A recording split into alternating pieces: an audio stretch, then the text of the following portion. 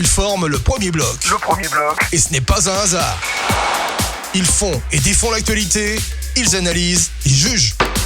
Ils donnent les vraies réponses. Le premier bloc. C'est sur OK la radio. OK.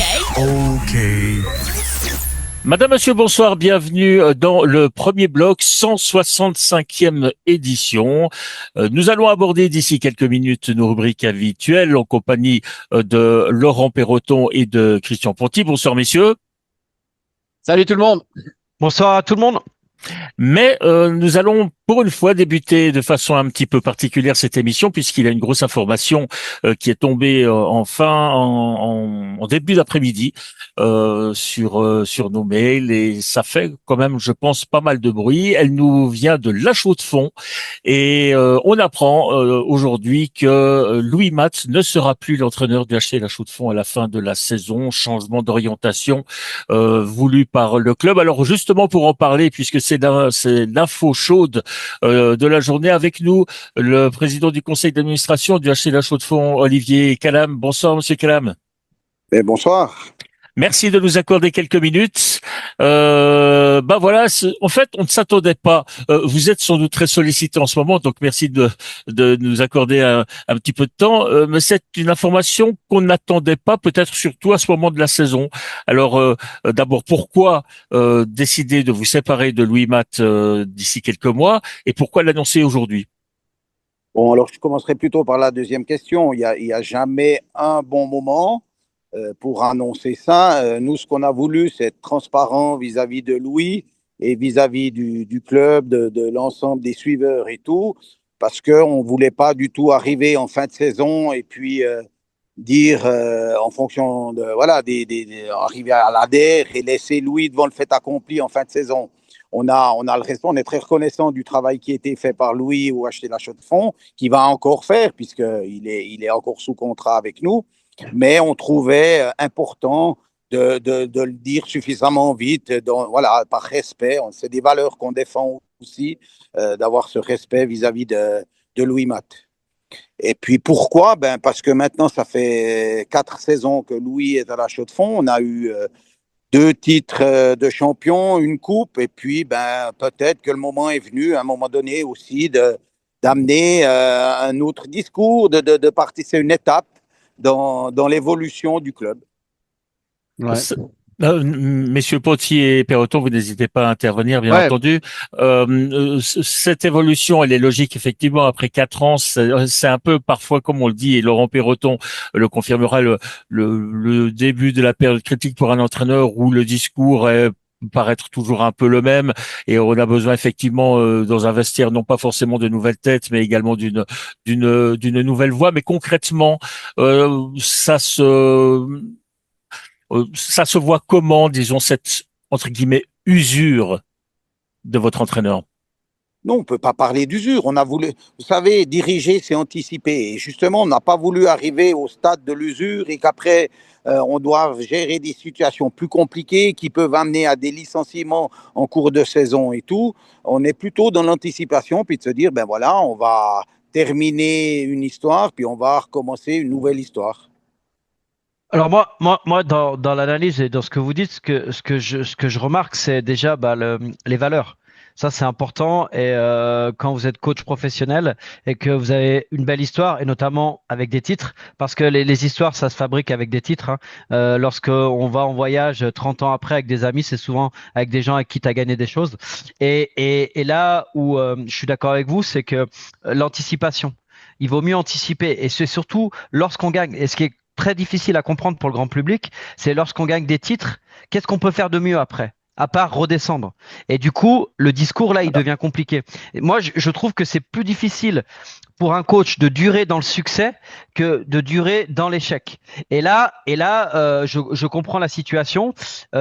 Après, c'est dur, hein. C'est dur quand tu as construit quelque chose en tant que coach, et je le connais très très bien, c'est une très bonne personne, Louis, d'avoir une décision comme ça.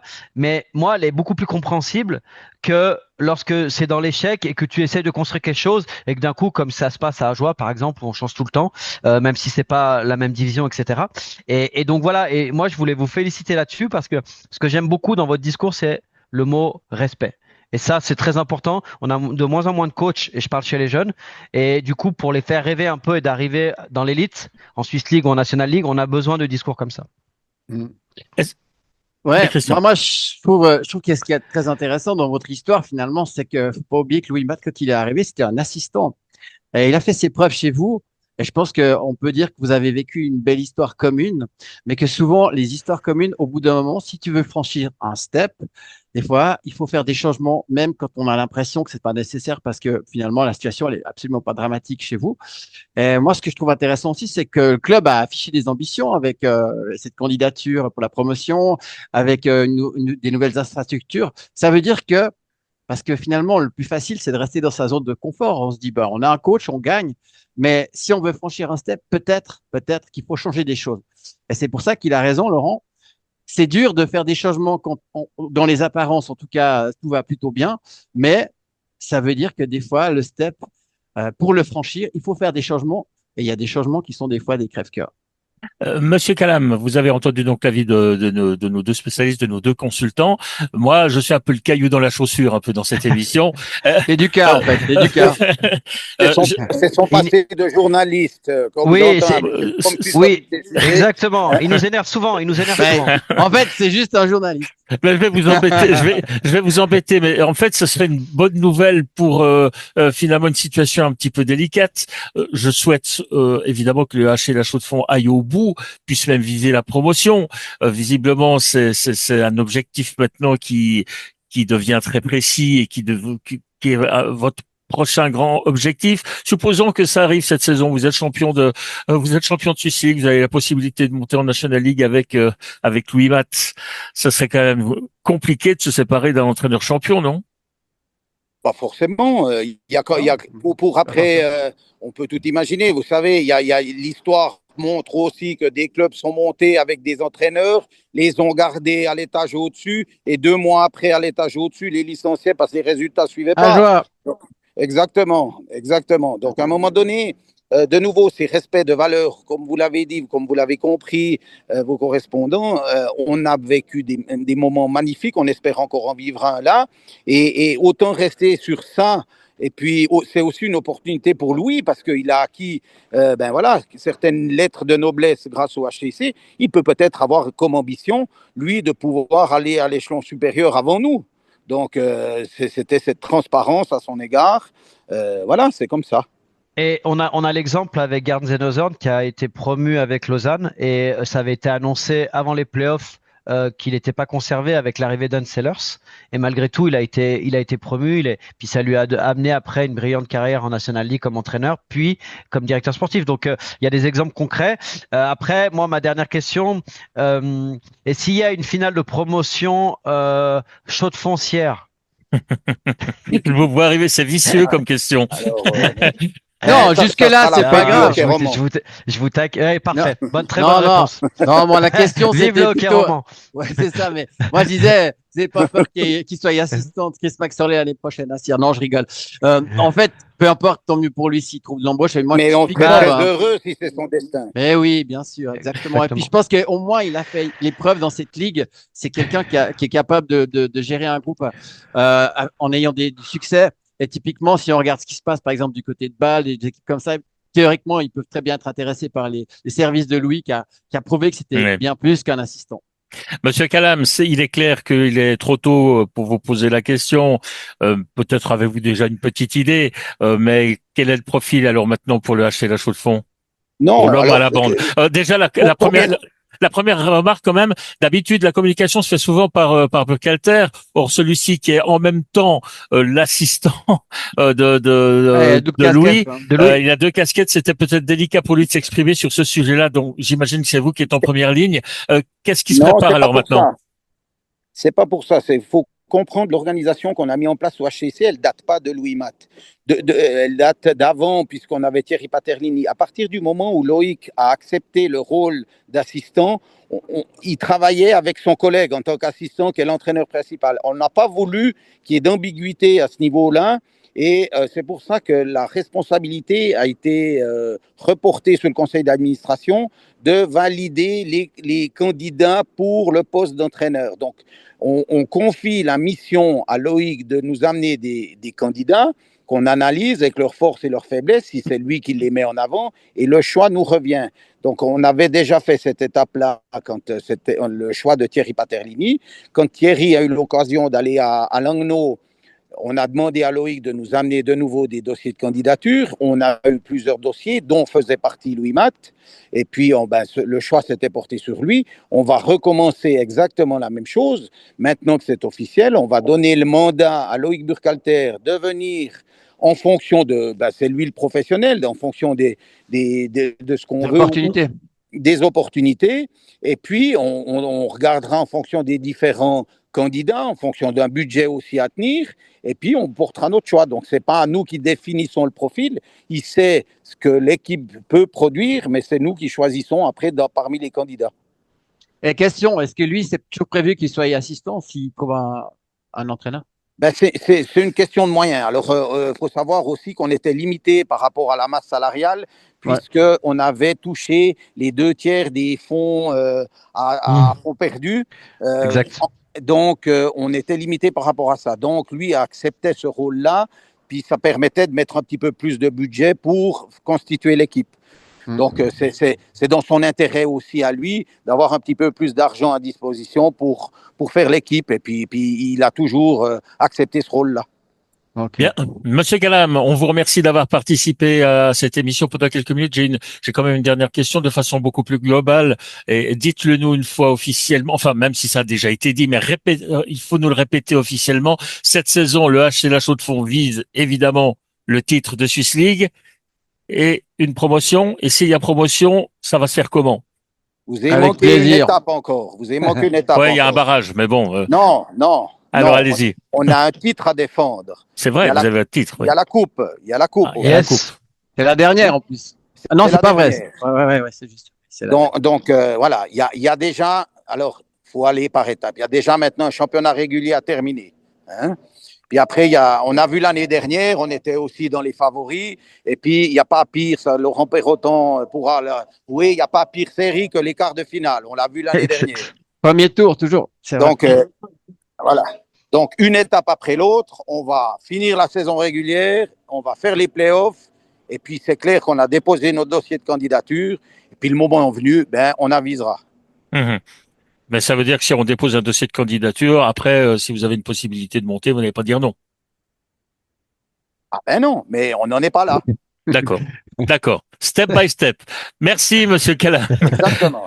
Merci beaucoup d'avoir participé à cette émission et on espère vous retrouver bientôt et on espère surtout revoir le HCL Chaux-de-Fonds truster les honneurs, les podiums, les titres dans cette Swiss League qui ne va pas si mal. Finalement, ce serait peut-être pas une mauvaise idée de la quitter rapidement pour pouvoir évoluer avec un peu de stabilité parce qu'on voit que ça bouge quand même beaucoup au niveau de la deuxième division helvétique et malheureusement, même s'il y a de bonnes intentions désormais, ça pourrait aller mieux, disons, pour l'ensemble des clubs, je dis bien.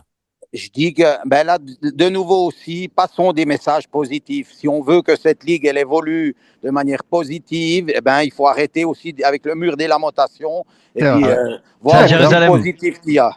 Oui, c'est ça. Non, mais c'est vrai. Puis il y a quand même beaucoup de belles équipes et il y a des beaux matchs en Swiss League. Mais le championnat n'a jamais été autant serré que cette année. On voit que le niveau, il monte. Donc, la Ligue évolue dans le bon sens. Après, il y a des problèmes de fond à régler, mais il ne faut pas tout jeter le bébé avec l'eau du bain à un moment donné. Voyons le positif, communiquons positif. Sportivement, je pense que l'évolution, regardez maintenant, avant, un club comme Bellinzone prenait des rousses de 10-0. Maintenant, Bellinzone gagne des matchs. J'entends, il y a des choses qui se mettent en place sportivement. C'est autour, au niveau des structures, etc., qu'il doit encore y avoir des choses, au niveau de la commercialisation, mais tout n'est pas mauvais, bien au contraire. Et vous comptez beaucoup, vous, de votre côté, sur notamment la nouvelle patinoire qui pourra donner une nouvelle dimension au club. Exactement, ça fait partie aussi du développement du club. Ouais, moi, je voulais juste dire aussi encore une dernière chose. Vous avez fait une opération plein stade et je trouve que c'est intelligent de faire ça. Et vous avez eu un franc succès et je pense que c'est mérité parce que ceux qui font rien, ils ont rien. Ben voilà. Et concrètement, 5000 personnes pour un match de Swiss League Contre avec, Bellinzone. voilà, respect. Il fallait le faire. D'ailleurs, on a une moyenne de supérieure. On tourne à 3200 spectateurs de moyenne avec un taux de remplissage de 2 tiers. Donc, et cette année, malgré l'élimination l'année dernière, on s'était dit on va peut-être avoir une petite baisse au niveau des abonnés. On était à 3100 l'année dernière. On a passé le cap des 3200 cette année. Donc, il faut aussi voir ce qu'on met autour du club, ce qu'on amène, etc. Donc, c'est ce qu'oublient un petit peu certains clubs en disant que ça va tomber tout cuit dans le bec et tout. Non, il faut aussi que les clubs inventent des choses, amènent aussi de la nouveauté. Eh bien, ça serait une très bonne thématique pour une future émission. Merci, Monsieur Calam. On va vous laisser repartir à vos autres occupations médiatiques parce que nous n'étions pas à la dernière sollicitation, j'imagine. Merci encore une fois de nous avoir accompagnés pendant quelques minutes à l'occasion de cette 165e édition du premier blog. Je vous laisse nous quitter quand vous désirez, simplement. Merci pour l'intérêt et bonne continuation. Merci à vous. Vous aussi. Au revoir. Allez, messieurs, nous on continue avec le cours normal de cette émission, à savoir qu'on va commencer avec nos rubriques, des rubriques qui sont toutes simples. Voilà, je regardais si Monsieur Calam n'avait pas de problème pour nous quitter, c'est fait. Alors, casque d'or, casque de plomb. On commence avec le numéro. Mais avant, bien sûr, le numéro 165e édition égale maillot 65. Je vous écoute, Laurent. Ok. Bon je pense qu'on a les deux mêmes avec Christian, mais Eric Carlson, évidemment, le playmaker, blue liner, power play, droitier, 1m82, 86 kg. Il a eu le trophée Norris plusieurs fois All-Star Game, mais surtout, il a commencé à porter le numéro 65 à Frölunda. Et il a été drafté en première ronde en 15e position en 2008. Et surtout, il a joué 1099 matchs en NHL, 882 points, 17 saisons, 3 championnats du monde, un JO et une Cup NHL 4 nations là. Donc, vraiment, joueur incroyable. Et à chaque fois que moi, il y a deux joueurs qui me marquent quand je pense au 65, c'est Carlson et Maninen. Donc voilà, il y en a un qui est dans le championnat suisse, un qui est célèbre en NHL. Donc voilà un petit peu pour mon joueur NHL. Et puis pour les joueurs suisses, Ramon Intersander, qui est un joueur emblématique, qui est un peu sur le déclin quand même, mais de Berne. Julien Rode qui a pris ce numéro, le frère de Noah, à Fribourg, et Sakari Maninen, on en a parlé, que je trouve vraiment une des meilleures recrues qui a des 10 dernières années à Genève dans les deux sens de la patinoire, et il fait vraiment briller. Peu importe à qui il est associé chaque année, les joueurs qui sont à côté font des points, ils font des grosses saisons. Donc ça veut dire qu'il est très intéressant de jouer avec lui, un peu comme Walmart à Fribourg. Merci Laurent. Alors, est-ce que Christian, vous avez bossé pour rien? Est-ce que Laurent a tout dit? Non. Déjà, il y a toujours des compléments. C'est pour ça qu'on est complémentaire avec Laurent. Non, en fait, déjà Maninen, c'est vrai, c'est un magicien et c'est vrai que c'est un gars qui sait rendre les autres meilleurs. Et ça, j'aime beaucoup ce genre de joueur. Après, dans les numéros 65, il y en a un qui est connu, dont le frère a un numéro juste un peu en dessous, c'est Herbert Jackai, qui joue au Canadien de Montréal, et qui est très important parce que le problème, c'est que, comme on l'a dit, il y a une équipe d'artistes et les artistes, il faut les protéger. Et en fait, surtout quand on arrive dans les périodes un peu plus qui touchent au playoff, tes artistes, il faut les protéger. Et donc, Jackai, évidemment, qui avec les bichonnés. C'est ça, et surtout, il l'appelle le shérif, c'est pas pour rien. Parce qu'en gros, quand il y a un mec qui met une charge appuyée sur un demi-doff et tout, Jackai est pas très loin, il fait un petit clin d'œil en lui faisant comprendre que la prochaine fois, il va devoir répondre de ses actes. Donc, c'est un joueur très utile, surtout dans le hockey canadien, parce qu'effectivement, on n'a pas trop l'habitude de voir ça du côté de la National League en Suisse. Après, juste, il y a Zdeno Chara qui a aussi porté un moment de 65. Mais je voudrais surtout revenir par rapport à ce que disait Laurent sur Carlson. Effectivement, Carlson, ça a été le grand défenseur. Il a 3 trophées Norris et il était en concurrence avec un certain Romagnosi sur le même poste. Et ça, c'était les années post-Makar qui a un peu réglé le compte à tout le monde parce que maintenant, c'est clairement lui, c'est le meilleur défenseur. Mais ce que je dirais qu'il y a d'intéressant avec lui, c'est que déjà, c'est un pur produit de l'école suédoise. Donc, ce qu'il faut savoir, c'est que Carlson, il a des skates, des habilités, un patinage, une vision du jeu, en shoot, il a tout, mais parce que jusqu'à l'âge de 15 ans, il a joué à tous les postes. Ailier gauche, centre, défenseur. Et c'est là qu'on parle des fameuses écoles suédoises qui dit que jusqu'à l'âge de 14 ans à peu près. Le résultat n'est pas important, mais La il veut polyvalence. Voilà, exactement. Et c'est vraiment le pur produit de ça. Et en fait, c'est comme un peu au foot où Laurent Blanc était avant-centre, après milieu de terrain, il a fini libéraux, mais c'est un peu le même principe. Ça veut dire qu'il est le produit de cette école. Par contre, peut-être une chose qui l'a un peu desservi, c'est que le problème, c'est qu'il était tellement bon que, en général, dans les équipes où il jouait, il prenait 15-20% de la masse salariale à lui tout seul. Et c'est un peu pour ça qu'il n'a pas des grands trophées. C'est ça. Il a joué à Ottawa, San Jose et Pittsburgh. Mais le problème, c'est qu'à lui tout seul, il prenait, à l'époque, quand le salary cap était encore assez bas, déjà presque 12 millions. 10 millions, c'était énorme. Et le problème, c'est que tu te payes Carlson. C'est un peu ce qui s'est passé avec Toronto pendant des années. Ils avaient Mitch Marner, 3 gars qui prenaient 40-50% de la masse salariale. Et avec ça, tu gagnes pas. Et il n'a jamais fait l'effort, comme a fait Crosby, par exemple, de dire, OK, cette année, je prends 7 millions et puis ça me donnera de l'argent pour gagner. Donc, il a souvent été le meilleur joueur de son équipe, mais son équipe ne gagnait pas, malheureusement. Voilà. Merci pour ces numéros 65 qui marquent ou qui ont marqué ou certains. Moi, j'attends le futur numéro 65. Je vous avoue que oui, j'avais pensé au même qu'au vôtre, mais c'est vrai que je regardais un peu dans la nouvelle génération. D'abord, il n'y en a pas beaucoup qui portent le 65 et aucun n'est vraiment un joueur affirmé. Bien, merci. On passe au casque d'or. Alors, on va laisser Christian Ponty peut-être ouvrir les feux cette fois-ci pour le casque d'or. Ouais, alors moi, mon casque d'or, je le mets au mouvement junior du HC Ajoie, qui est en fait managé par Tristan Vauclair. Pourquoi? Parce qu'en ce moment, le HC Ajoie, ils sont premiers dans les catégories U18 top et U21 top. Et en fait, avec des joueurs qui flambent vraiment avec des grosses statistiques, faut savoir qu'ils ont mis une académie en place, ils ont mis un sport-études en place, et que maintenant, ça fait 2 ans que Tristan s'en occupe, et qu'ils sont postulants pour arriver dans les catégories élites, donc U21 et U18. Et ce que je trouve intéressant, parce qu'on dit souvent qu'Ajoie va pas bien, mais ils font ce que Langnau fait très bien, par exemple, c'est-à-dire que ils misent sur les jeunes. Mais il faut savoir que jusqu'à présent, un gars qui était en top et qui mettait 60 points, mais il finissait à Bienne, parce qu'il y avait les catégories élites. Et en fait, et on sait très bien avec Laurent, on l'a fait quand on était du côté de Morges, c'est très dur de mettre en place des structures pour monter d'une catégorie, obtenir des labels et surtout mettre en place ces fameuses académies. Mais évidemment que imaginez que c'est pas facile quand on est à Lausanne ou les grandes villes, mais à Ajoie, c'est encore plus dur parce que effectivement, ça coûte de l'argent, ça nécessite les bonnes personnes aux bons endroits. Et donc, moi, je pense que Tristan Vauclair, il y a tout un article là-dessus sur RFJ, la radio fréquence Jura bernois, il en parle très bien. Et moi, je dis respect parce que quand tu es premier dans les U18 top et U20 top, pardon, et que tu es postulant, s'ils arrivent à faire monter ces catégories, ça veut dire qu'il y aura un lien direct avec la première. Et c'est comme ça que tu peux aligner des gars plutôt que de les envoyer à Bienne. Pour ajouter, c'est qu'ils arrivent à conserver leurs joueurs, justement, avec du surclassement. Parce que les Valaisans n'arrivent pas à faire. Ouais, avec du surclassement, avec une académie, avec des entraîneurs professionnels où il y a un budget conséquent parce que dans chaque catégorie de jeu, il y a moi j'ai été visiter l'année dernière les U14 par exemple, ils arrivent, ils ont une collation, c'est très très professionnel, c'est Alain Bierbaum qui s'en occupe.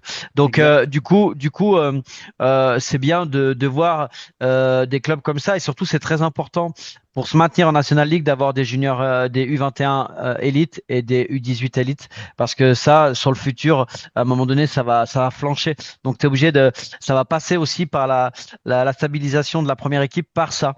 Donc, ça, c'est une très bonne chose. Et voilà, ils intègrent pas mal d'entraîneurs de la première équipe aussi. L'entraîneur des gardiens vient dans le mouvement junior. J'ai expliqué dans la semaine qu'il y avait des, comme Belmar qui vient expliquer les face-off au centre de l'académie, etc.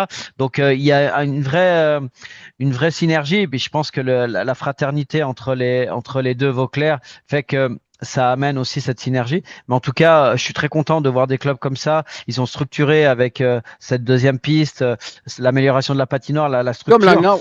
Ouais, exactement. Et c'est très bien pour le hockey roman d'avoir dans les extrémités comme ça, les extrêmes un peu en termes de temps, d'avoir des clubs qui se développent parce que comme ça va alimenter un peu plus la National League. Et surtout que historiquement, Ajoie a toujours produit des joueurs. Regardez le nombre de joueurs qui viennent d'Ajoie qui ont joué en National League. Exact. Évidemment, les Vauclair, c'est des têtes d'affiche, mais en réalité, il y en a toujours beaucoup. Mhm. Et en fait, si tu arrives à les garder, c'est ce que les Valaisans essayent de faire. Ouais. Bon, ben Laurent, vous enchaînez?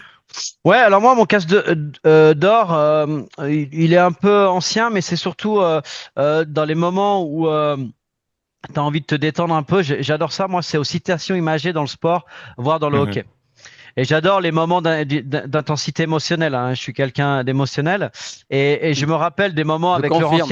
Laurent Ciara, entraîneur de basket. Hein. Un dauphin, t'en fais pas un requin. C'était exceptionnel. Pascal Duprat avec Toulouse, vous vous rappelez, lorsqu'il y avait le match décisif pour se maintenir et où il leur annonce qu'il les aime et que les fans les aiment aussi, puis qui montrent un petit peu des discours de jeunes enfants. Je pense que ça met les larmes à tout le monde. Philippe Lucas dans la natation, hein, qui s'adressait à Maury Lavaux, champion du monde de mes couilles. Tu vas faire quoi au JO? Tu vas conduire le bus.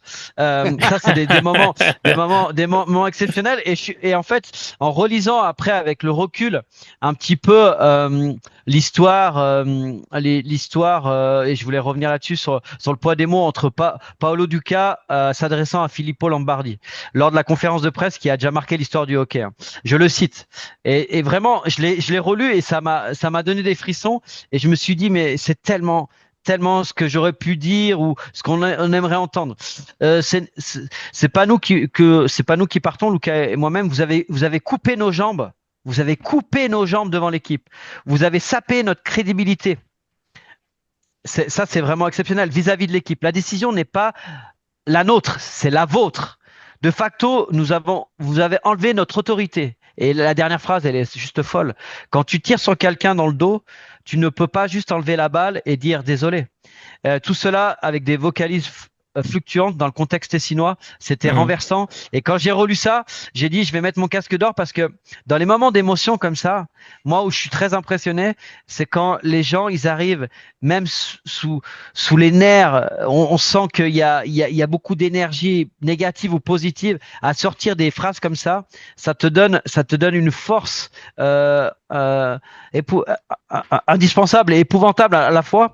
Et du coup, moi je voulais revenir là-dessus parce que moi des fois quand j'ai un peu le moral en berne ou que des fois je suis un peu saoulé, je me mets ces 2-3 vidéos là, puis ça me détend et j'adore ça. Donc je voulais mettre mon casque d'or aux déclarations parce que la dernière phrase elle est juste folle.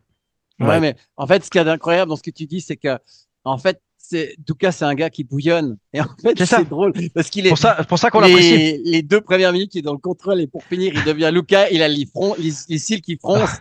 Et en fait, ce qui est drôle, c'est que Luka, c'est le gars qui bouillonne et à côté, tu as l'analytique, mais qui est aussi, et en fait, l'autre Luka. Ouais, c'est ça. Paolo voilà, c'est ça. Et en fait, ce qui est génial, c'est que ça devient un moment hyper authentique. Ça veut dire que tout d'un coup, il y a plus de filtre. Et ça, des moments comme ça, il n'y en a presque plus. Je sais pas si je vous invite à regarder, mais je sais pas si vous l'avez déjà vu, Philippe Laurent Ciara quand il pète un câble dans une conférence de presse de basket. C'est possible, mais c'était pas la première. Il y en a eu quelques-unes. Hein. Non, mais celle-là, elle est juste exceptionnelle parce qu'en fait, il commence calmement en expliquant les problèmes de son équipe et après, il rentre dans les valeurs du sport et dans son équipe en expliquant des choses, les vacances à Copacabana, un dauphin, t'en fais pas un requin. Moi, j'ai fait une carrière, mais c'est juste magique. Et franchement, quand il dit, et là où il est énorme, c'est quand il dit, vous les médias, vous êtes contents, vous allez tout reprendre, et il tape sur la table et il redit, un dauphin, t'en fais pas un requin.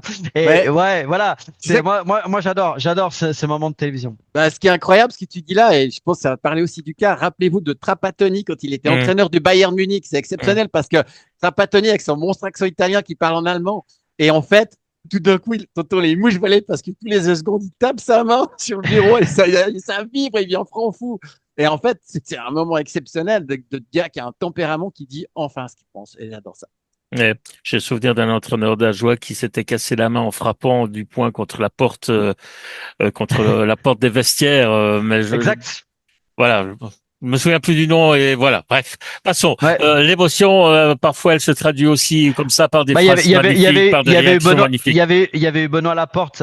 Il s'était énervé et c'était Benoît Laporte prend la porte. Ouais, voilà, c'était ça, exactement. Il y avait eu ça. Il y a Gary qui s'était cassé la main aussi en tapant sur une porte. Il y a quelques souvenirs comme ça. Non, mais il y a eu un derby à Lausanne. Il y avait Il y a René Grand, il y avait une pancarte, Exactement. c'était marqué René Grand s'est pris la porte dans la gueule Je me souviens. parce qu'il y avait mis de patate. Ah, Exactement. mais Exactement. il y a des gestes qui resteront également, comme par Ouais. exemple l'entraîneur de Guatemala, je crois que c'était Serge Pelletier qui avait donné un bon coup de pied dans une poubelle. Oh, Et, mais Serge a lancé sans haut fait, mais c'est pas un nerveux. Hein. Justement, et ça avait étonné tout le monde, et finalement, ça avait parlé en sa faveur. Enfin bref, bon souvenir effectivement, et c'est bien la preuve qu'il n'y a pas qu'au hockey sur glace, hein, aussi où on peut vivre ce genre de choses. Vous avez évoqué la natation, le football, le basketball, et dans tous les sports, il y a des moments qui deviennent mythiques par amour de son sport et Passion. par la passion, exactement. Bon, c'était donc le casque d'or, casque de plomb qui commence. Bon, je vais y aller Allez, parce que je pense allez-y. qu'il l'a pas, Christian. Moi, je vais Allez-y. le mettre à la KHL et à ses réglementations obsolètes et rétrogrades. Écoutez bien. Hmm. Suite à un but accordé à Andrei Pedan du CSKA Saint-Pétersbourg, en effet, selon le règlement, il y a 60 secondes pour valider le but. L'arbitre vidéo doit s'assurer que le puck a bien franchi la ligne des buts. Jusqu'à là, tout va bien. Cela dit, le goal d'Andrei Pedan, personne ne s'est rendu compte qu'il y avait un problème sur le moment. Aucun joueur sur la glace, ni le staff de Ekaterinbourg, qui disposait également de 60 secondes pour revoir le ralenti et déposer réclamation. En effet, au ralenti, image par image, on voit le puck traversant le filet de l'extérieur du but. Le coach vidéo a accordé quand même le but. Résultat, écoutez bien, l'arbitre vidéo a été suspendu à vie par la KHL. Notons toutefois qu'aucun employé responsable des goals n'a été suspendu ni renvoyé au goulag pour ça. C'est quand même hallucinant. Ouais. Suspendu à vie. Non mais vous vous rendez compte là où quand même il y a dans la culture des fois on a quand même des sacrées différences parce que finalement c'est un goal d'un championnat, c'est pas pendant les playoffs et même si c'était pendant les playoffs c'est une erreur humaine que personne n'a vue et le gars il est suspendu à vie. Donc voilà, moi c'est vraiment un casse de plomb en disant que en KHL ça tourne vraiment pas rond quoi. Je ne sais pas s'il a encore cette fonction, mais je vous rappelle qu'en tout cas, jusqu'à la saison passée, René Fazel avait une fonction au sein de la commission des arbitres. Et il l'a toujours. Il l'a toujours. Il avait son mot à dire quand même. Je suis étonné que lui n'ait pas pu contrebalancer un tout petit peu ce genre de décision. Parce que sur un goal, et en plus, ce qui est fou, hein, quand vous regardez, vous pouvez le voir image par image. Hein. C'est vraiment très surprenant. Et en fait, il y a un défaut dans le filet. Donc déjà, il y a première chose, et à la fin finalement, on suspend alors que l'équipe en face n'a même pas vu les joueurs sur la glace. Personne n'a réclamé tellement ça a été vite et suspendu à vie pour une décision sur un goal litigieux. Bah ouais. Il y a certaines habitudes qui ont un peu de peine parfois. à passer, hein, à disparaître. Exactement. Bon, alors casque de plomb de Christian Pontier. Est-ce qu'on est dans les habitudes, dans les mauvaises habitudes? Non. Oh, le ton. Oh là là, le ton. Non. Ça n'annonce rien de bon. Non, rassurez-vous. Non, en fait, moi, je vais parler d'un truc dont pas mal de gens ont parlé, mais sous un autre angle. Mon casque de plomb, je le donne à Pierre-Édouard Bellemare pour sa réaction excessive lors de son interview, ou plutôt son peu de réaction sur l'interview avec Ajoie. Mais en même temps, ça prouve pour moi une chose. Je veux dire, j'en parle aussi parce que je vais expliquer pourquoi. Déjà, premièrement, pour moi, ça me fait beaucoup penser à ce que Berra avait fait lors de quand il avait quitté la glace suite au match contre Berne. Moi, ce que je veux dire, c'est que au-delà du fait qu'on peut être outré de ce qu'il a fait, moi, je crois surtout que d'abord, c'est une grosse réaction de sa part. Parce qu'il y a un gars qui en a juste marre de perdre et c'est une réaction. Et c'est une réaction de gagneur. Bien sûr que c'est pas plaisant pour les journalistes, on est d'accord. Maintenant, moi, je vais vous dire, ça m'amène à une autre place. Ce qui m'a fait plaisir, c'est que Mika Ngoy, qui est quelqu'un de très intègre que j'apprécie beaucoup, a dit ce qu'il pensait de cette situation. Il l'a dit avec ses mots. D'ailleurs, pour rappel, Mika Ngoy avait fait exactement la même chose en parlant de Saint-Louis. Et moi, je me rappelle ce que Saint-Louis avait fait quand il s'est barré du vestiaire. Il dit au revoir, ma femme va accoucher alors que Lausanne est en train de couler. Lui, aujourd'hui encore. Il a mis un mot à sa place. C'est ça. Il avait mis un mot en disant, les gars, je pars parce que ma femme doit accoucher, comme si on était en Ouganda et puis qu'il n'y avait pas des hôpitaux. Enfin, bref, le club était en train de couler. Donc, Mika, en tant que joueur, il a réagi. Il a dit, moi, j'étais déçu de ce grand champion. Ce que je veux dire, c'est que je pense pas que Mika, il ait quelque chose contre Pierre-Édouard Bellemare. pas du tout. Par contre, ce que je veux quand même dire, c'est que c'était dans le cadre de l'émission des Vocalistes et que derrière, la cavalerie est arrivée. Alors là, en fait, Mika, il a dit, ouais, moi, j'en ai pas dormi de la nuit, blablabla. Bla, bla. Et tout d'un coup, Geoffrey non plus, il avait pas dormi de la nuit. Et puis Gregbo aussi, et puis blablabla. Bla, bla. OK. Ça, je trouve que c'est un peu facile. Et moi, ce que j'aime bien avec Mika, c'est qu'avec lui, il se passe quelque chose. Parce que je regarde des fois les vocalistes et je sais pas combien de fois on a vu John Foust arriver et pour annoncer rien, il se passe rien. Et ben, Mika, il a déclenché une discussion de fond et je trouve ça bien. Et quelque part, après, je suis allé quand même juste pour situer un peu les choses parce que finalement, tout d'un coup, quand il y a un flot, tout le monde se jette dedans. Mais qui c'est qui a ouvert la brèche? C'est Mika. Juste pour revenir sur le cas de Benmar,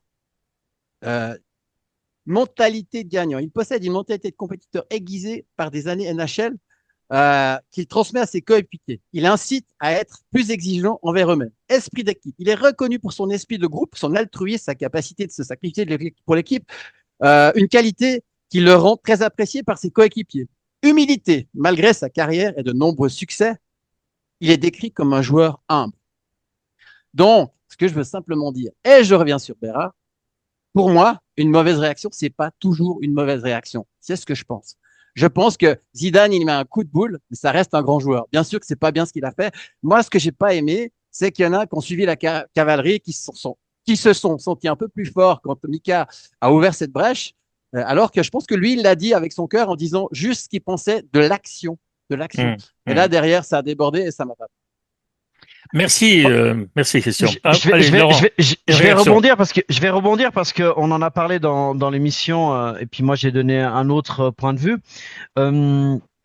Moi, Mika, je l'adore, on s'apprécie beaucoup, on est souvent ensemble sur les plateaux et tout, mais de dire que j'ai pas dormi de la nuit. Moi, la semaine dernière, il y a 2 nuits où j'ai pas dormi parce que mon fils, il avait des insuffisances respiratoires. On a dû aller à l'hôpital. Là, j'ai pas dormi de la nuit. Donc, à un moment donné, moi, ce que je veux, moi, pourquoi je me bats dans le rôle de consultant, c'est que les hockeyeurs, on doit être des hockeyeurs. Donc, de dire ça, je le comprends. En plus, c'est un collègue à eux, Longchamp,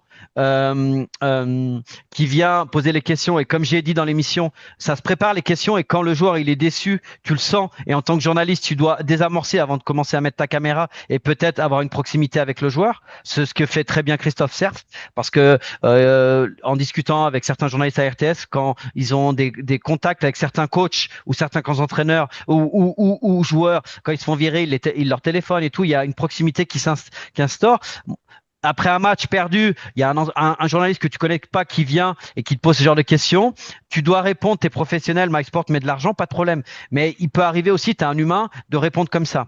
De dire que tu n'as pas dormi de la nuit, ça m'a posé un problème. Et l'autre chose, c'est après tout ce que ça a découlé. Parce qu'en fait, comme je l'ai dit dans l'émission, j'ai reçu un message d'un entraîneur professionnel à Ajoie. Qui m'a dit est-ce que tu as vu ça? Moi je regarde pas, hein. Je regarde pas du tout et parce que c'est un exemple pour les jeunes, c'est pas honnête de dire ce qui a été dit. Le dimanche matin, c'est le premier à être sur la glace avec les U10, il va venir avec le sport équipe dans les ateliers face-off, je trouve cela injuste de dire cela. Et là ça c'est un entraîneur professionnel dans le mouvement junior qui parle de lui. Et moi je le connais personnellement et moi il m'a cassé les pieds dans ma carrière d'entraîneur à Gap en junior élite et avec la Magnus parce qu'il nous roulait dessus. Mais par contre, tu peux parler n'importe où. Et ce que je veux dire, c'est que ce spectacle-là passe sur des joueurs comme ça. Passe sur des joueurs comme ça. Et puis surtout que on a parlé de Gaëtan Haas, il est très bon en interview. Quand il est dans l'analyse pure et qu'il est bien luné, et là il en a marre de perdre en l'occurrence, il donne des super interviews. C'est des très bons clients. Quand on voit certains clients, c'est une catastrophe. Et voilà. Et moi, ce qui m'a dérangé, c'est pas de le noter et de défendre son collègue journaliste, ça je suis ok, mais de dire que j'ai pas dormi ou que j'ai passé une mauvaise journée juste pour ça, non, là je suis pas d'accord parce qu'il y a des choses beaucoup plus importantes dans la vie et ça a le problème c'est que le grand public après s'acharne là-dessus. J'ai lu des commentaires, j'ai été voir après évidemment, on m'a envoyé le lien, j'ai lu des commentaires sur le manque de professionnalisme, etc. Mais s'il y a un truc qu'on peut pas dire sur Pierre-Édouard Bellemare, et je suis très bien placé parce que je le connais depuis qu'il est enfant, c'est que c'est un immense professionnel. Je vous rappelle quand même que ce gars-là, il était dans une ligue française, il a été recruté comme étranger dans un pays nordique, il a été étranger et après il est parti en NHL à 27 piges. Ouais, mais Et à ça, 27 piges. Et il a été assistant. Non, mais ce que je veux dire, ce parcours-là, il l'a pas fait par son talent. ouais, Il l'a fait par son professionnalisme, son travail. ouais. Et voilà. Et que tu relates ça, je le comprends. Et puis, ils sont professionnels. Ils doivent faire les choses correctement. Mais on peut, Mais Laurent, Mika, il peut dire, j'ai pas apprécié ça, mais dire j'ai ouais, pas dormi de la nuit. Moi, je mais suis pas peut-être OK. qu'il l'a dit de manière un peu excessive, mais pour moi, c'est l'histoire de j'ai fait le con, mais je suis pas un con. C'est exactement Oui, ça. C'était exactement. pas top ce qu'il a fait. C'est exactement ça. Mais c'est Exactement. comme où je dis qu'il y a des similitudes avec Berra, c'est que je me rappelle. Je crois Oui, que on c'était l'avait défendu, Berra aussi. Ouais, parce que Greg avait dit il a abandonné l'équipe. Mais pas du Jamais tout. abandonné l'équipe. Exactement, c'est ça. Mais moi, ça, dans le fond, quand il fait ça, c'est pour abandonner l'équipe ou c'est non, pour c'est pour réveiller créer une l'équipe? réaction. Exactement. Voilà, C'est ça. exactement. En fait, c'est un moyen de gagner. En fait, c'est un gros message. J'ai plus envie de répondre à vos questions. J'en ai marre de perdre. En fait. Et pour finir, et là, ça concerne Philippe avec les médias. Moi, ce que je ne supporte pas en Suisse à l'heure actuelle, c'est qu'on est toujours en train de se plaindre du monde aseptisé du hockey sur glace. Ouais. Et dès qu'il y a une conférence de presse avec Douka ou un truc avec Belmar, c'est la fin du monde. Oh, arrêtons de prendre les gens pour des cons, non? Ouais, À un moment donné, quand il y a des mecs avec du caractère et des coronesses qui les posent sur la table, bah il faut aussi mettre ça en avant et puis ça fait du bien. Oh, mais c'est pour ça que j'ai bien aimé que Ngoy en parle au pécaliste. Oui, Puis quelque part, t'as vu derrière, tout d'un coup, Geoffrey, il a aussi pas dormi. Non, il a passé une mauvaise journée avec ça. Non, mais ce que je veux dire, c'est un sport de contact, c'est un sport d'homme là. Ouais, on arrête un peu là. Okay. Et puis surtout quand tu viens de ce milieu.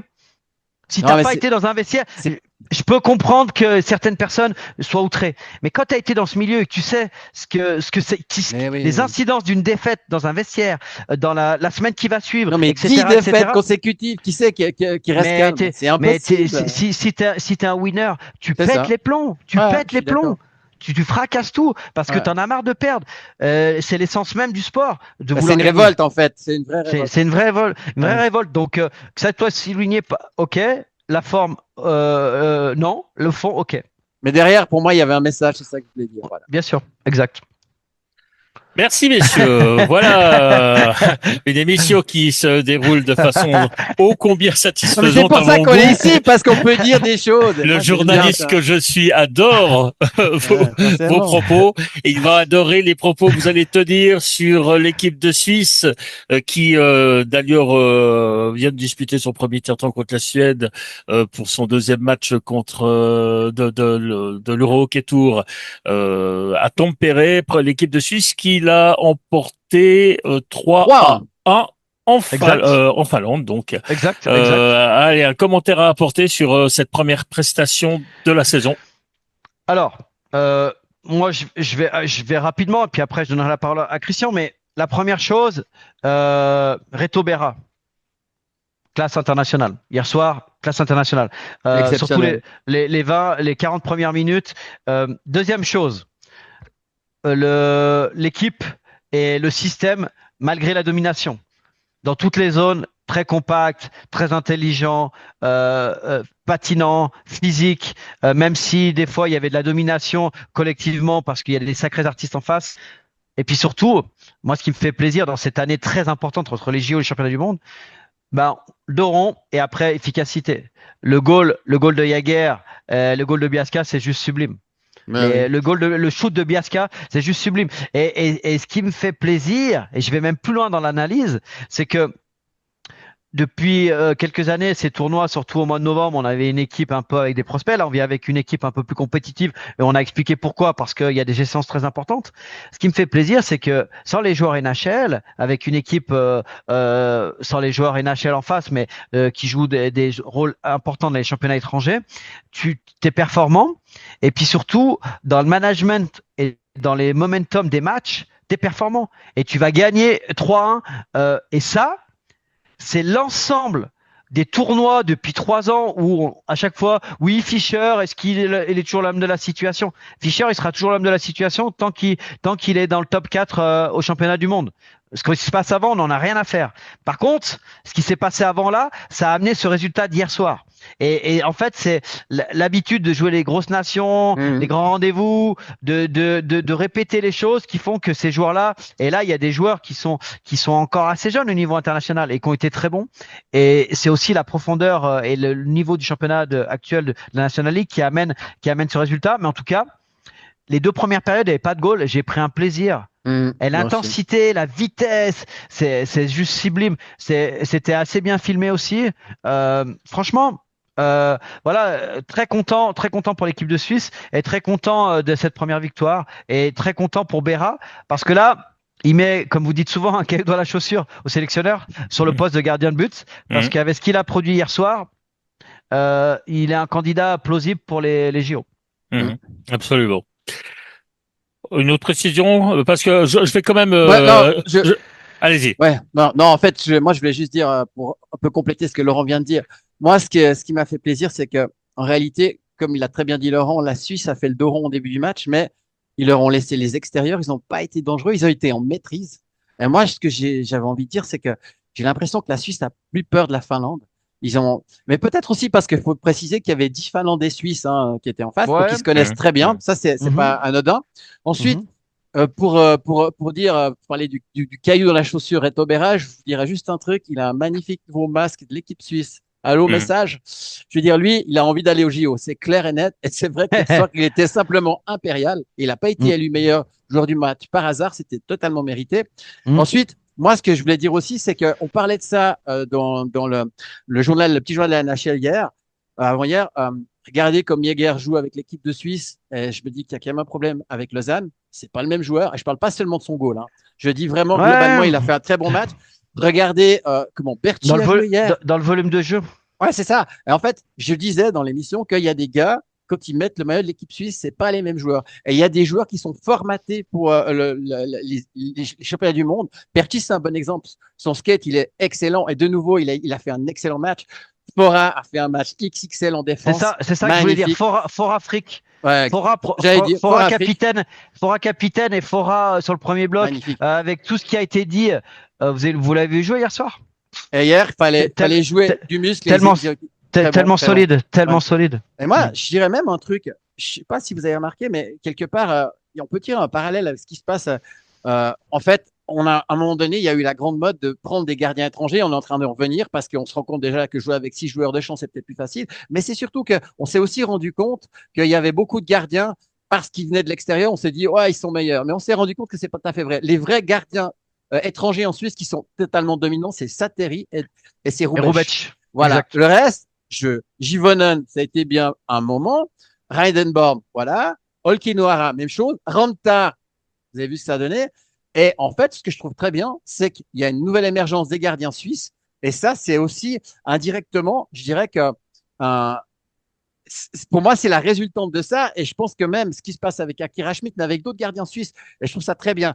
Et peut-être que le fait qu'il y ait autant de Scandinaves et notamment de Finlandais, on s'est rendu compte qu'il y avait énormément de gars qui venaient en Suisse. Pourquoi? Parce qu'ils, comme plein de joueurs jouent en Suisse, il leur manque un petit truc pour la NHL, mais souvent ils sont formatés pour le championnat suisse. Mais ils sont pas nécessairement beaucoup plus forts que nos Suisses. Et ça s'est vu hier soir. Et moi, je suis d'accord avec toi.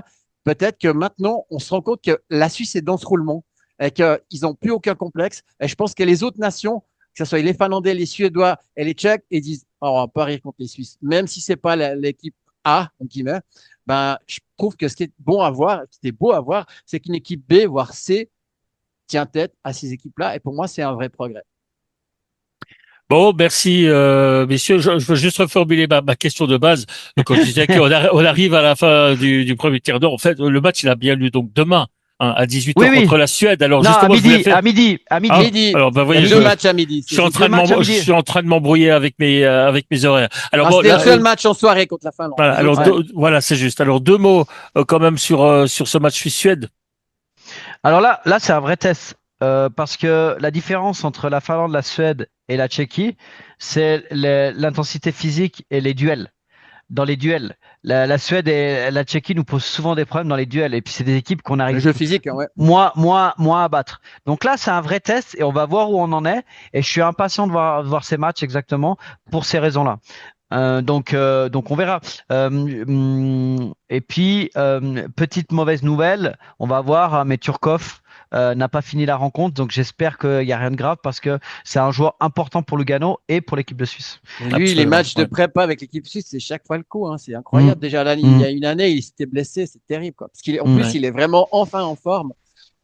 Enfin bref. Ouais. Messieurs, il nous reste quelques minutes d'émission. On a encore deux chapitres à aborder. Pour une fois, pour qu'on ne soit pas vraiment à la bourre et que l'on doive réduire la chronique NHL avec les rondelles, bon, on va passer aux rondelles, puis ensuite on passera à Au divers. quelques événements aux divers effectivement qui concernent. Il y a un joli transfert là qui a été annoncé aujourd'hui. John Dallon, je ne sais pas si ça vous dit quelque chose. Bah, c'est Languedoc qui a mis la main dessus, c'est pas mal. Et puis, enfin, il y a d'autres choses. On en parlera dans un instant. Allez, les rondelles. Question Ponty. Ouais, alors les rondelles, bah, ça tombe bien vu qu'on vient de se faire un joli journal de la NHL. Il y avait certaines réjouissances. Et notamment dans ce journal, on a beaucoup parlé de Montréal et de New Jersey. Et hier soir, il y avait un certain New Jersey-Montréal. Donc, et puis alors, ce qu'il y a de très intéressant, c'est que moi, j'appelle ça un peu le match des kids parce que c'est vraiment la plus jeune équipe Montréal versus une des plus jeunes. Et puis de l'autre côté, il y avait le match des dinosaures puisqu'il y avait le fameux match entre Pittsburgh et Washington, c'est-à-dire c'était le 99e match entre Ovechkin et Sidney Crosby. Alors, je vais aller dans l'ordre. Peut-être commencer peut-être par les honneurs aux anciens. C'est juste pour dire que Crosby, actuellement, c'est simplement le meilleur buteur de la NHL. Le gars, il a 38 ans. C'est juste pour dire comme il est juste. Enfin, c'est surréel. Après, évidemment, l'autre chose aussi, c'est que ça explique en grande partie le bon début de Pittsburgh, qui est deuxième de la division. Et puis, on a eu droit à un match à un goal, un assist pour Crosby, et puis deux assists du côté d'Ovechkin. Mais il faut dire que c'est Pittsburgh qui a gagné le match 5-3. Mais c'est juste pour dire aussi que finalement, la prestation de Pittsburgh, elle tient en grande partie sur quatre joueurs, c'est-à-dire Chris Letang, Sidney Crosby, Malkin et, on en a parlé, Carlson. Faut pas oublier qu'il est là-bas. Ouais. Et en fait, ils sont en train de faire un début de saison remarquable. Mais en tout cas, ce qui était très sympa, c'est de voir que, comme quoi, ils vieillissent pas pareil, hein, parce que franchement, Ovechkin, on dirait qu'il a 10 ans de plus que Crosby, mais ça, voilà. C'était le match des dinosaures qui a été gagné par Pittsburgh. Maintenant, pour revenir au match qui nous concerne, je dirais directement, c'est le fameux match de hier soir entre les Kids, comme je dis. Et donc, on a eu droit à un spectacle incroyable avec deux équipes virevoltantes, avec le même style de jeu, mais on n'a pas eu droit à une très grande performance de gardien, ça, il faut le dire. Donc, juste pour dire, les gardiens, c'est Masterholm. Maström, pardon, il a 84% d'arrêt et puis Dobeš, 85,7. D'ailleurs, je sais pas si vous avez vu l'interview de fin de match. Il est parti en larmes parce que c'était la première fois qu'il perdait de la saison. C'est drôle parce ils ont posé la question à Saint-Louis. En fait, il s'en voulait beaucoup parce qu'il a dit l'équipe a bien joué devant moi, j'ai pas fermé la porte, blabla et tout. Alors que, franchement, c'était pas si dramatique que ça. Il a quand même 24 arrêts sur 28 shoots, pardon. Et en fait, c'est marrant, Saint-Louis, parce que vraiment, les larmes lui sont sorties. Faut savoir que Dobeš, c'est un gars qui vient des ligues mineures. Il n'a pas été drafté. Vraiment, c'est un gars qui en arrache. Et les gardiens à Montréal, c'est très compliqué. Et donc, vraiment, il était tellement ému, il s'est mis un peu à pleurer. Et puis, ils ont demandé à Saint-Louis ce qu'il en pensait. Puis, il a juste répondu, on va lui faire un câlin, ça ira. C'est juste pour dire qu'il n'était pas du tout catastrophé par le match. Maintenant, par rapport au match en lui-même, il y a un truc qui nous intéresse. Hier soir, juste pour une idée, les temps de jeu, Nico Hischier et Jack Hughes, c'est 6,44 et 6,30 de powerplay. Luke Hughes, le frangin, 5,59. Quand je vous disais qu'il y a des joueurs très importants du côté de New Jersey, ça veut dire que hier, ce qui était très intéressant au niveau de la confrontation de style, ce qu'il faut savoir, c'est que à une minute de la fin, Montréal gagnait 3-2 et qu'ils ont mis leur fameux triangle d'or avec Jack Hughes, avec Nico Hischier et Hamilton derrière. Et qui c'est qui a marqué? C'est Timo Meyer qui a posé ses 100 kilos devant le goal et qui a fait exactement le job qu'on attendait pour finir, pour gagner en overtime. Et l'overtime, d'ailleurs, qui a été mis en ligne sur le site Planet Hockey, vous pouvez voir l'importance du premier engagement gagné par Nico Hischier, parce que le problème, c'est que quand New Jersey et Hughes ont le puck, tu le vois plus. Alors, c'est juste incroyable. Je pense qu'ils ont une possession de puck qui dure quasiment 2 minutes 30, j'ai compté. Et en fait, c'est du cycling avec des passes reverse, avec des deuxièmes vagues, ça n'en finit plus. Et en fait, hier soir, il faut savoir que Demidov, il était un peu blessé, c'était un peu plus compliqué. Et ce qu'on a pu se rendre compte, c'est que en termes de, d'habilité, de skills, ben, Len Hudson et Jack Hughes, c'est à peu près les mêmes. D'ailleurs, Jack Hughes, en parenthèse, il a un peu des airs, ou peut-être l'inverse, de Théo Rochette au niveau de la fluidité de son jeu. C'est très beau à voir, c'est très élégant. Mais en tout cas, c'était un match magnifique qui s'est terminé en prolongation, en overtime. Et en fait, on a assisté à comme un match qui a tenu toutes ses promesses. Et je pense que c'est vraiment une bonne promotion pour le hockey des deux côtés parce que c'est deux endroits des places fortes du hockey nord-américain. Voilà. Ok, merci beaucoup, Christian Ponty, pour ces rondelles. Comme je l'ai dit tout à l'heure, on va conclure avec quelques news du hockey suisse. On va vous laisser, on va vous laisser démarrer tout ça. Laurent, qu'est-ce que vous avez retenu de ces dernières heures? Bah, la signature Jonathan Dahlen qui jouera à Langnau l'année prochaine. Alors ça, c'est le C'est un sacré gros coup. pioche. Ouais. Bah, c'est un énorme coup. Hein. Là la projection cette année par Elite Prospect de ses points, c'est 54 points en Ligue suédoise. C'est énorme. C'est un emblème de son club.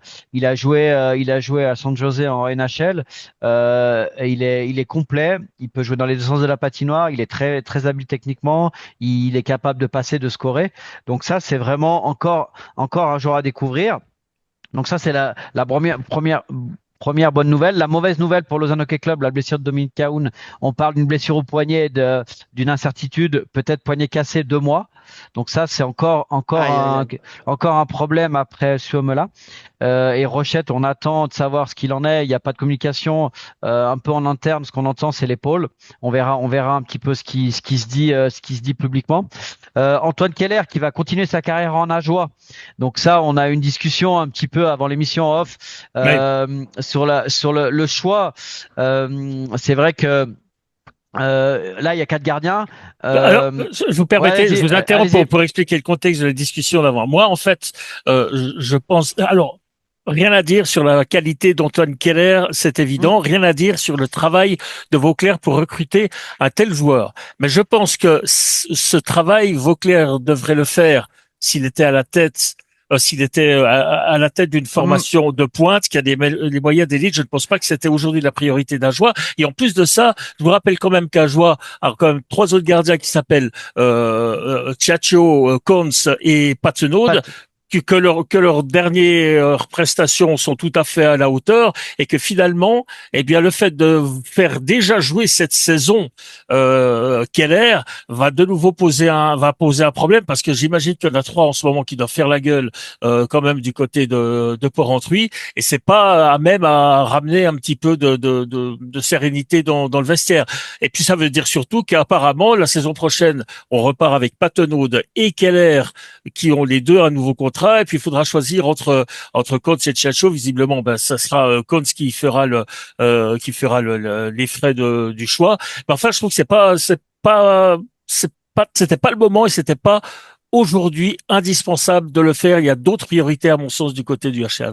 Voilà, ça, d'où la discussion. Donc maintenant, je vous laisse vous exprimer, Laurent Perrotto.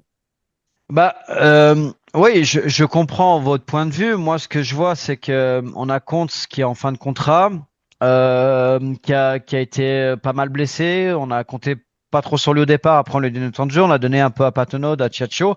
Et Keller, finalement, vous parlez de budget. Je pense qu'il vient avec des prétentions financières assez basses. Parce que lui, ce qu'il veut, c'est un jeune gardien, c'est jouer. L'histoire de Keller, c'est une clause de prolongation avec Lausanne jusqu'au 31 janvier. On l'a fait patienter. Il fallait qu'il donne sa réponse avant fin décembre pour Langnau, pour avoir le poste de 1 bis à Langnau. On a préféré Meyer parce que du coup, à Lausanne, on lui a pas donné de réponse parce qu'on attendait de signer Hughes. Donc, il s'est retrouvé sur le carreau et il y a eu des problèmes après d'acclimatation et puis c'était un peu compliqué avec le staff parce que ça a été vraiment mal perçu pour un jeune gardien. Il est reparti de l'autre côté de l'Atlantique et puis finalement, il revient dans un poste un peu similaire puisque Langnau c'était un peu plus fort, mais à Ajoie il va pouvoir prouver sa valeur. Il l'a fait avec l'équipe nationale et donc du coup c'est d'être directeur sportif pour moi à Ajoie, c'est poker. C'est-à-dire qu'à chaque fois que tu fais un coup, tu peux te planter à fond ou gagner. C'est jamais 50-50. Et là, évidemment qu'il a déjà 3 gardiens, mais s'il tente pas le coup, est-ce qu'il aurait pas signé dans une autre organisation, et puis l'année prochaine, t'as Comte qui arrête sa carrière, puis tu te retrouves avec Chacho, qui est quand même en fin de carrière et pas Tenod, et du coup, t'as un des deux qui se blesse et tu fais quoi? Donc voilà, c'est un petit peu compliqué, mais j'arrive à comprendre. Après, dans le management, ce qu'il faut savoir, c'est que Idalski, Vladimir, l'entraîneur des gardiens d'Ajoie, était aussi également l'entraîneur de l'équipe de France pendant de nombreuses années ou dans le staff avec Beaulieu. Et du coup, il connaît très bien Keller. Donc, il y a aussi souvent dans le choix des gardiens, il faut pas oublier qu'il y a le staff technique et compétent qui intervient et qui donne son avis pour signer un gardien. Et là, je pense que Vlad a dû aller dans ce sens-là, parce qu'il connaît très très bien Keller. Moi, je vais juste rajouter dans ce que tu dis, tu sais, comme on dit toujours, diriger, c'est prévoir. Écoute, en admettant que Cons, il arrête, si tu dois choisir entre Patnaud et Keller, j'ai pas vu les prestations de Keller avec l'équipe de France au mondial, c'est plus fort, c'est plus fort. Et je pense que potentiellement, il y a une sorte de faux départ avec Keller du côté de Lausanne, mais je crois que c'est un gars qui a un gros potentiel et je pense qu'il croit en ce potentiel. Il a été drafté par Washington, donc ça fait quand même des choses. C'est ça. Puis pour moi, s'il doit y avoir une gestion, en admettant que Tiacho reste, eh ben, t'as un gars d'expérience avec deux gars, et puis s'il faut, ben, à la limite, Patnaud, tu le places en Swiss League. Moi, je pense que c'est un bon choix. C'est un choix intelligent. En tout cas, en termes de potentiel, j'ai bien potentiel. Sur ce que j'ai vu au mondiaux avec la France, il est vraiment pas mal, Keller. Voilà, c'est ce que je pense. Bon, messieurs, je crois qu'on a fait un petit peu le tour de l'actualité hockey de ce vendredi. Merci d'avoir participé encore une fois à cette 165e émission. On va se retrouver demain, non pas demain, demain c'est samedi, lundi et dimanche, lundi pour un nouveau journal du hockey où on fera un peu le point sur ce qui s'est passé ce week-end, notamment au niveau du hockey international. Tiens, l'équipe de France dans la toute nouvelle European Cup of Nations qui bat le Danemark 3-1 hier, c'est pas mal. Ouais. Oui, voilà. Merci pour le développement. Attendez. Je vais développer. Mais en fait, c'est pas mal et surtout avec ce qui se passe en ce moment. Oui. On en a parlé dans l'émission entre la direction politique et la direction sportive, avec les déclarations du président. Encore une fois, j'y reviens, mais je n'arrive toujours pas à comprendre comment on a pu dire une chose pareille. C'est vrai que la difficulté pour le sélectionneur est d'avoir des résultats. Et contre le Danemark, c'est un très très bon résultat parce que c'est une équipe qui nous réussit absolument pas d'habitude. Donc voilà, on prépare les JO en serrant les fesses du côté de la France parce qu'on va rencontrer des grandes nations du hockey mondial. Oui, allez-y. J'ai une dernière chose à dire. En fait, je vais vous faire un teasing, comme dit Laurent. À suivre prochainement sur Planète Hockey, vous verrez, il y a une interview de Klaus Sa qui parle de la situation CP Berne, qui est très intéressante, vous verrez. Donc, ne manquez pas prochainement l'interview de Klaus Sa. Ah ouais, sur quoi? Sur Planète Hockey. Ah ouais, ok. Ah ouais, oui, et puis j'espère qu'il dit que tout va bien, que la direction sportive est au top. Non, mais il est impatient, Christian Ponty, d'avoir l'apparition de cet article-là. Mais comme c'est une semaine sans championnat suisse, on essaye de répartir un peu nos sujets sur l'ensemble de la semaine. Ne vous en faites pas, Christian, ça va venir. Voilà. Non, mais en fait, si la situation du CP Berne dans 3 ans n'a pas changé, on pourra toujours la mettre dans 3 ans. C'est exactement, c'est ça, c'est ce qu'on attendait. Non, je plaisante. Bon, en tout cas, merci, Laurent. On sait ce que vous allez faire ce soir à 20h45 à Norvège-France. Donc, vous serez devant votre écran de télévision pour voir Norvège. Ou alors vous montez à Épinal. C'est un peu loin. Non. Ouais, je crois que c'est. Parce que j'ai vu, il y avait des interviews de l'équipe. C'est pour ça mais en général, c'est sur l'équipe 21. Ouais. Après, j'ai regardé les images hier. Non, mais là, il va falloir faire quelque chose. Philippe Ducaro, il va falloir intervenir. Je pense qu'il faut que vous veniez, vous leur expliquer comment filmer un match de hockey parce que, À un moment donné, consultant du HCA, la Gagna, pardon. Ouais, mais à un moment donné, le puck, il est dans la zone offensive et la caméra, elle est zone défensive, quoi. Tu dis, bon, voilà, c'est de la radio, quoi. C'est surtout l'intelligence artificielle qui dirige les caméras et parfois l'intelligence, elle est pas, elle est artificielle. Ils ont mis le caméraman responsable du rugby, c'est pas de sa faute. Voilà. Alors, on ne vous dit pas de déserter la télévision, mais comme je dis souvent, le hockey sur glace, c'est bien, mais le hockey sur place, c'est mieux. Est-ce qu'il y a une affiche incroyable ce soir? En Ah, Suisse. en Suisse, Hier, vous nous avez vendu un derby de fou. Corvémont contre. ouais. Vous nous avez vendu Oui, avec beaucoup de bagarres. la cabane à frites là, qu'est-ce qui se passe ce soir? Sérieusement, vous voulez que je vous en trouve un? Oui, ben bien sûr. Ça fait partie du Ouais. rituel, monsieur Vas-y, Ducaro. on va voir si on est C'est capable allez, de alors, mettre un commentaire là-dessus. vous êtes quelqu'un qui aimait la masse et puis le sport populaire. Donc, Bon, vendez-nous une affiche. alors je vous vends l'affiche Cusnart 7 en Senior A. C'est à 21h à Cusnart. Est-ce Voilà, que ça donc, vous va? Ce qui est dur, c'est le Parfait, senior A, en fait. Senior A, là, ça commence à peser Non. dans le temps. Non, sans rire, je vais pas peut-être vous vendre du rêve, mais puisqu'on aime bien mettre en avant les clubs Bien sûr. régionaux, il y a 2 matchs de deuxième ligue Voilà. qui sont intéressants dans le groupe 6 ce soir. Vous avez Montaigne qui accueille Hockey Bull la Gruyère à 20h30. Montaigne, vous savez qu'ils ont des bons résultats cette année. Vous avez vu la composition ou pas? Non. Il y a un papa suédois qui a envoyé ses enfants faire des études en Suisse et ils jouent pour Montaigne et apparemment ils sont vraiment très très très forts. Et ils D'accord. font des grosses différences. Et puis à Bulle-la-Gruyère, il y a un certain Leva, le jeune Leva qui était très Maxime. bon. Maxime, exactement. Qu'on a eu à Morges. Et Guillaume exact. Guillaume qui joue à Gain en première C'est ligue. ça. Et ben alors Maxime, bon, il est très bon joueur. Je vais pas vous coller avec le deuxième match que je vous propose, c'est Valais de Joux contre Villars. Alors là, Ah vous si, avez c'est un bon match aussi. Ah, mais Ouais, Villars c'est va un bon bien, match, mais d'ailleurs. justement, et vous avez plein d'attaches là-bas également, donc. Oui, bah on connaît pas mal de monde et puis on espère que du côté de la Vallée de Joux, on commence à faire des points parce que il faudrait pas se retrouver dans une position après la relégation de l'année dernière. Donc voilà, un début de championnat compliqué. Mais Villars va bien, hein, d'ailleurs. Non, Bon. ils ont perdu des matchs importants. Messieurs, on va laisser Christian Ponty la conclusion habituelle et nous on se Attention. retrouve lundi 18h pour un nouveau journal du hockey. C'est à vous, Christian. Et vive la Nati. Ah, ça me plaît, ça me plaît. Non, ça va, Ouais, ça va. c'était Allez. facile, mais en même temps. Ça va. Bon, ça va, parce Merci, qu'ils ont- merci messieurs, merci à toutes et à tous. Bonne Bonne soirée, bye bye. Bye bye. Bye.